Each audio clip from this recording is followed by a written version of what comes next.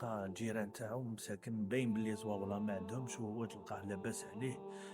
تلقاه مثلا ياكل فخفاخ هكذا، وهو يعرف بلي الجار تاعو ما عندوش. أيوة.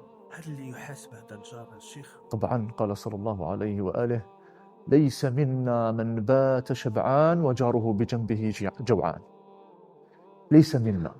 هذا يعني المؤمن لازم يكون قلبه حنين. هذا هو المؤمن. ارحموا من في الأرض يرحمكم من في السماء. سبحان الله. يعني قال صلى الله عليه وآله: لا يؤمن أحدكم حتى يحب لأخيه ما يحب لنفسه.